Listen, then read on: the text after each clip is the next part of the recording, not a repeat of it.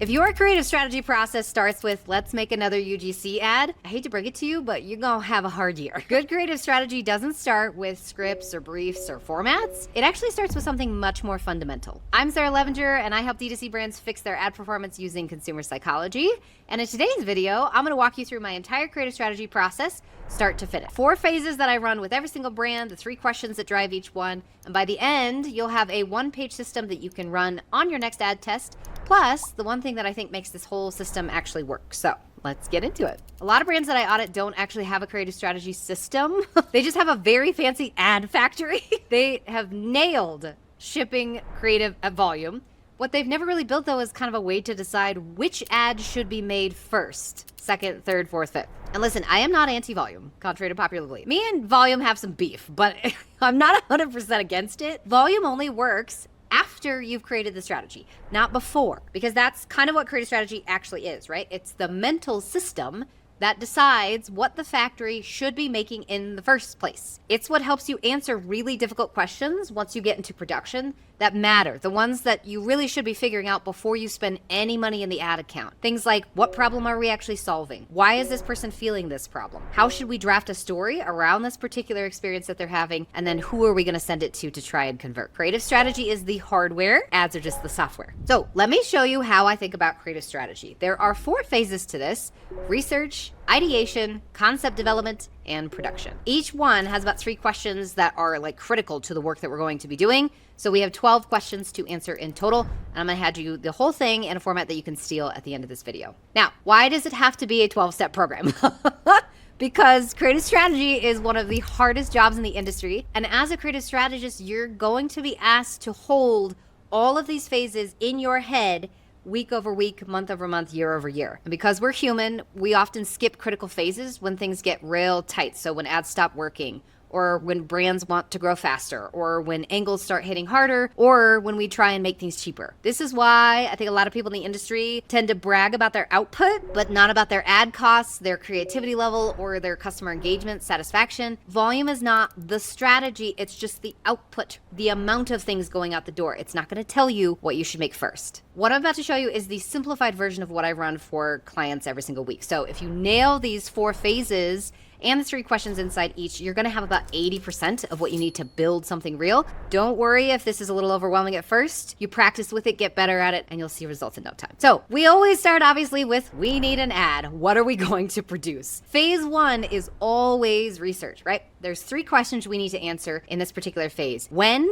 why, and who. First up is when. When does this person actually feel this problem, right? And I want it to be very, very specific. What moment in their day, their week, or their year does this pain just get really real for them? Understanding that when, especially the micro when, the very, very small experience that they're having, this is where moments of newness can come in, right? Something new popped up around their problem that could cause them to take like one tiny step forward. Those are the things that we want to track. This is what really helps us deliver very, very good hooks. So we have to make sure that we understand the when almost better than anything else. Next is the why. Why are they feeling this? The emotion beneath the problem is going to set the tone for everything downstream, and it's critical for developing good scripts. So if you get this wrong, the creative strategy and the ads are going to feel off in a way that kind of like nobody can really describe, but they can just feel it. So we got to get very, very clear on why they're experiencing this and what they're feeling most. Last is going to be who. Who is the person, or really the people, that we're trying to attract? Now, people get this wrong a lot. Marketers get really deep into avatars and they want to go hard at it. They want to build like this really intense kind of a system around who they're bringing in. But ideally, this is just the identity layer. And I want to be very clear on this. This is not demographics. It's also not one specific avatar. I want you guys to go find information on large group of people that you want to bring in. We want to know what's something that every single one of our avatars have in common, not just the things that they have that are different. And that's how you activate a larger market. So how do you actually gather all this information? You dig into the places where people be talking, right? So reviews, surveys, customer interviews, social listening tools. You are hunting for the language that people use when they're describing the problem, but nobody's asking them for information on the problem. And this is where the real insight lives. If you guys want, I'll do another video on research soon, but this completes phase 1. Phase 2 is all about ideation. So we've got 3 questions we want to answer here as well. Which, what, and where. Which is the problems? Which problems are we actually trying to solve? Out of everything the research just surfaced, which point is most relevant to us and to them, right? We're looking for underserved things. What's most likely to land with our customer right now in this particular period of history? This one is kind of more of an editorial decision. You're going to choose how we should direct the movie, not build the ad. The next one is what? What kind of ad do we actually want to make? Are we making a static, a GIF? Are we making a UGC? Or are we making a pro video? This is where the fun begins, but it's still rooted in the research. You're not going to pick a format just because it's trending. You're picking it based upon how well it will deliver the message you want to deliver to the right person at the right time. Last one in here is going to be where.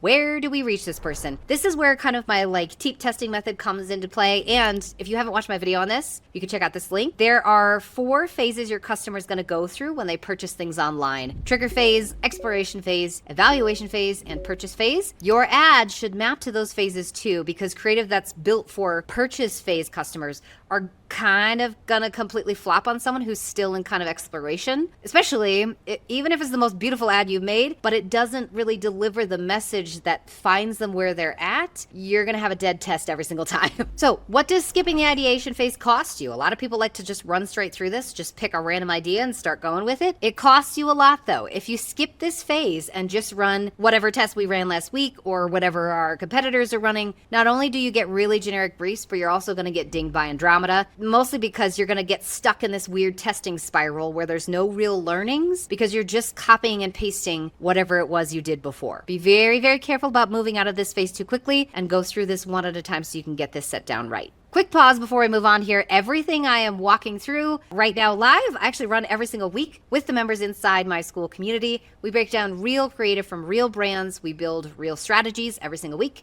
And yes, I will absolutely roast your ads if you bring them.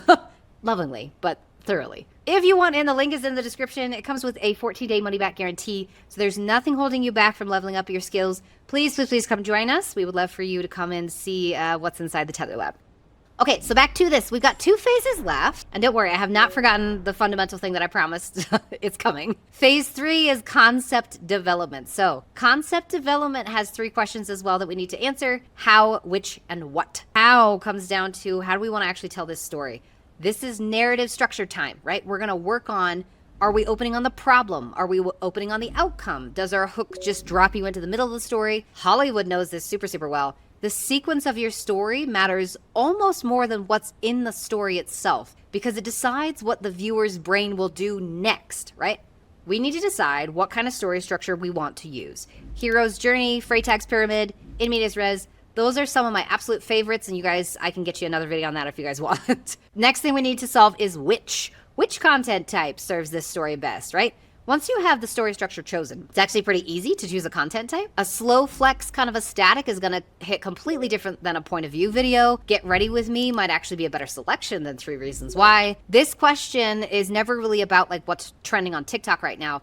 It's more about what content style is the right vehicle for the psychological state that we're designing for. Last question we have to answer in here is what. So the platform that we are designing for really does matter here. There are some types of content where you can just cross-post them, but overall, we really need to design for the platform that we're going to be running on, because if you ignore this, your ad is going to underperform just because that platform doesn't typically digest content like the one you chose. So be very careful when you choose this. Phase 4 is all about production. So 3 questions we need to answer here: who, how, and which. Who do we need to bring in to produce this? Do we need a UGC creator? Do we need to do a studio shoot? Is our internal team capable of handling this? The answer should really just fall out of phase 3. So format and the platform that you picked is going to tell you exactly who you need to execute this.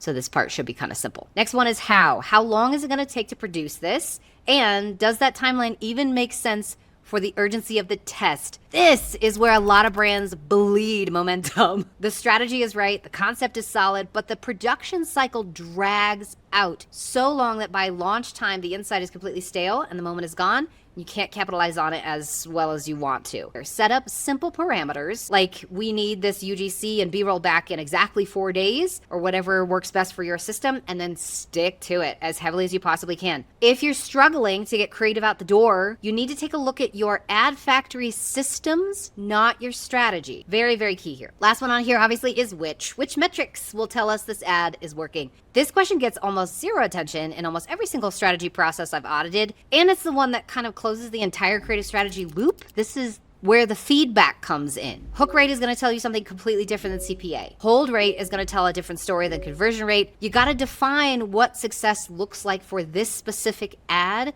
before it launches, not after when you're like panicked, right? You gotta kill it on a day just because the standard metrics didn't hold up for this particular ad. The best brands that I've ever worked with actually have metrics that tell them how new customers are reacting to their ads, how interested customers are reacting to the ads, and then how returning customers are reacting to the ads. Most teams never really define the win here, so they can't really read the result, and a test you can't read is always going to tell you nothing. The last piece of this obviously is to decide. Once you run it in the ad account, we need to figure out, did it work? Yes, no. If it did, then you'll run straight to the next part of the process, which is obviously iterations and creating good momentum based upon what you did before. If the answer is no, you're going to dip straight back to the very first phase that we ran, which is research. Go back to what you were looking at. Double check to make sure, did we find exactly the right insight, or did we just interpret it in a weird way and then start the process all over again? So how do you run this process on a weekly, monthly, and quarterly basis? The simplest version of this, honestly, is just to create one document. It's kind of your creative strategy source of truth with the 4 sections and the 12 questions laid out. Nothing goes into production until every cell in that creative strategy document is filled in. And then I keep these updated about once a month. If you guys want to watch me build kind of a full strategy of this in another video, comment below and I'll make one for you. Pro tip for teams who are kind of stuck on this right now, go back in this video and note the questions you cannot easily answer, and then spend a good 1 to 2 hours this week solving that specific piece of your strategy, and you'll see much better results. Here's what I want you to walk away with. That thing that I said at the very beginning, which was more fundamental than any sort of format or script or brief, the one thing that makes kind of this entire system work, it's all about the fact that creative strategy isn't about making better ads. That comes second, right? Creative strategy is about understanding the human on the other side of the screen before you make anything at all. When they feel the problem, why they're feeling it, which story they might respond to, and how quickly you can get that story to the masses. If you get the human part right, the rest of it is super, super easy. If you skip it, there's no amount of ad volume that's going to save you.